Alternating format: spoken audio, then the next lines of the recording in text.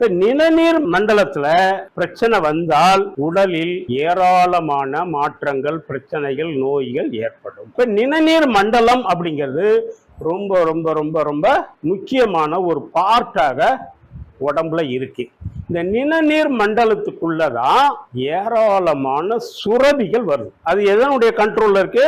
நிணநீர் மண்டலத்தினுடைய கண்ட்ரோல்ல தான் எல்லா சுரபிகளும் வரும். இப்ப சொல்லுவாங்க, எனக்கு தைராய்டு பிரச்சனைங்க, உடம்பு குண்டாயிடுச்சு, இல்லை உடம்பு இழைச்சி போச்சு, எனக்கு அட்ரினல் பிரச்சனைங்க, திடீர்னு டென்ஷன் ஆகுது. இதெல்லாம் நம்ம சாதாரணமா கேள்விப்பட்டிருக்கோம். இந்த சுரபிகளை கையாளக்கூடிய விஷயம். சிலருக்கு பாத்தீங்கன்னா பிளட் கண்ட்ரோல் இல்லாம போய்கிட்டே இருக்கும். மென்சஸ் கண்ட்ரோல் ஆகாது. 10 நாள் 15 நாள் மாசக்கணக்கில் போய்கிட்டே இருக்கும். நிறுத்தவே முடியாது. அட்மிஷன் போட்டாலும் அவங்களும் முயற்சி பண்ணுவாங்க. சிலருக்கு வந்து ரொம்ப கஷ்டம், ரொம்ப மோசமான நிலையில போயிட்டு மயக்கமாகி சீரியஸ் கண்டிஷன் போறதெல்லாம் உண்டு.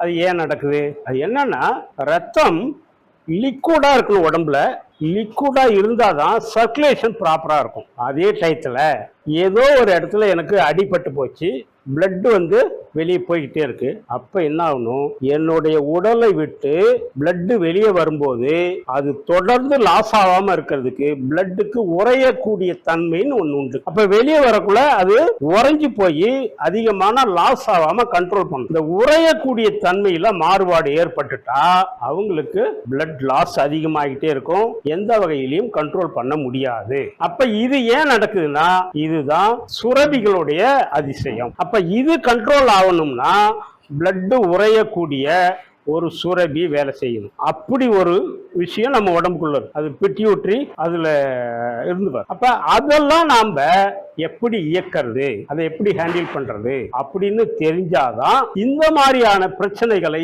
நம்ம கையாள முடியும். இப்ப நாமெல்லாம் பார்த்தோம்னா நம்ம மருத்துவத்துல அப்படி நீண்ட காலமா போயிட்டு இருக்கக்கூடிய போக்குகளை ஒரே நாள்ல கண்ட்ரோல் பண்ணுவோம். அப்படி இல்லை, வித்தின் 2 or 3 days மேக்சிமம். எவ்வளோ மோசமான கண்டிஷனா இருந்தாலும் அந்த 2 or 3 daysல கண்ட்ரோல் பண்ணிடுறோம். எப்படி பண்றோம் அப்படின்னா, அதை கட்டுப்படுத்தக்கூடிய சுரபியை நேரடியாக ஆக்டிவேட் நம்ம பண்ணிடுறோம். அப்ப எண்டோக்ரைன் சிஸ்டம் அப்படிங்கிறது உடம்புல மிகப்பெரிய ஒரு முக்கியமான பார்ட்டா இருக்கு.